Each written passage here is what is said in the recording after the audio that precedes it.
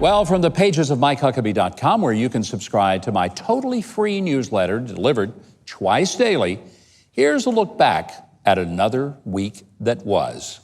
Well, it must be hard for the anti-Trump media to always find some way to spin every good piece of good news under Trump as some kind of negative. But I think Newsweek might have set a new low. As Trump's sanctions are squeezing Iran and anti-government protests there are starting to gain steam, Newsweek makes the case that maybe it's a bad thing if Iran's oppressive, radical mullahs were toppled. They say that if the mullahs go, ISIS takes over, which is the same argument the mullahs are making. So hats off to Newsweek for siding with the tyrannical Iranian government and proving once again that when your entire magazine was sold a few years back for $1, it was overpriced. Now, here's some more proof that Trump derangement syndrome is a brain-wasting disease. As the Trump economy boasts the lowest black unemployment figures in half a century, according to some Democrat activists, by reaching out to black voters and asking them to vote for him in 2020, President Trump is engaging, wait for this, voter suppression. That's because all black votes apparently belong to the Democratic Party, so any black votes they don't get must have been suppressed, or something like that. Now, it's hard to follow the logic of sufferers of this particular syndrome, because it can't be done. Now, on the other side of the pond, liberals in the UK continue their temper tantrums of their own, refusing to accept the results of their latest election. They say Boris Johnson isn't their prime minister. Sound familiar? And you know, you couldn't ask for a better illustration of oblivious, elitist arrogance than the now former leader of Britain's Labour Party, Jeremy Corbyn. Corbyn, after a massive, historic shellacking at the polls, still insisted, well, we won the arguments. Really? Mr. Corbyn, here's the news flash. Millions of voters argued against you, and they won. All right, let's take a look at what's on your mind. Here's some questions that we've gotten from our viewers. Adam, the filmmaker, writes this. He says, calling yourself a constitutionalist after suggesting that POTUS be allowed a third term is the absolute height of hypocrisy. He says to me, you violate the democracy of America with your actions and speech. Best, Adam, the filmmaker. Well, Adam, you probably are referring to a little tweet I sent out this week. I always have a disclaimer. Anytime I invite people to join me on Twitter, I say, if you don't have a sense of humor, don't sign up. Clearly, you didn't get that part, because you don't have a sense of humor.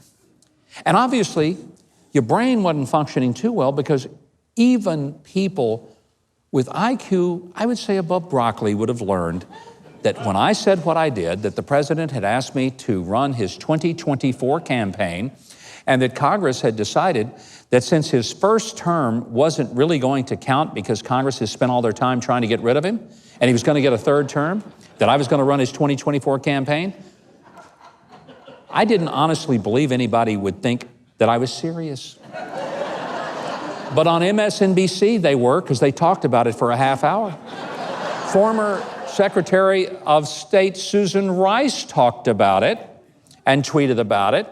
And there were entire articles by academics who took me to task saying I must not understand the 22nd Amendment. Oh, I understand it completely. What you don't understand is that don't follow me on Twitter if you don't have a sense of humor. So there you go, Turbo. That's your answer. All right, this comes to us. This is Jeff from Lancaster, Texas. He said, he's just trying to get a scoop. Here's his question. He says, do you have a Baskin-Robbins franchise in Oklahoma City? He said, I stopped in not long ago, and I believe you were behind the counter. Jeff, my friend, I only could wish I owned a Baskin-Robbins. But it's a doggone good thing I don't, because I'm afraid we would never make any money, and I'd weigh 600 pounds. I can just see it now. 1 scoop for you, 2 for me. But no, I do not have a Baskin-Robbins franchise in Oklahoma City. All I can say is there's some poor guy in Oklahoma City working at Baskin-Robbins who has the misfortune of looking like me. God help him. And then we get this from Hound Dog. Hound Dog Paul, in fact, he's from Canada. He sent this note, quote, although I am Canadian, I really don't understand why the Dems are so upset with America. Look at how much money we pay in taxes here in Canada. Oh, sure, we get almost free health care, but we can wait up to a year just to get an appointment with a specialist. We pay nearly $4 US for 1 gallon of gas. We're taxed if we die. If anything is left over after, they tax your family members with an inheritance tax again. Everything we own or buy has a tax rate of 13% after you paid tax on your wages. So when you're done with Trump, please send him to the North. We would welcome the change here. Which, I gotta say, all these celebrities and Hollywood types that say that if Trump gets reelected, they're going to Canada, wouldn't it be the ultimate comeuppance that they go to Canada and then we send him there and their heads would explode? Well, we want to hear what's on your mind, so you can write to us at my2cents@tbn.tv. That's my2cents@tbn.tv. Let's see if your question or your comment shows up on the segment. And now for my Twitter page, where you can follow me at @GovMikeHuckabee. And remember, got to have a sense of humor. Here's a little shout out to Congressman Jeff Drew of New Jersey. He's planning to vote against the impeachment charade, and he's very likely going to make a party switch from Democrat to Republican. Now, after his announcement, 5 of his staff members resigned. We congratulate you on such a fast move to smaller government and saving American tax dollars. And as the impeachment train rolls on, I think it's fitting that we remember the first U.S. president ever to be impeached, Andrew Johnson, way back in 1868.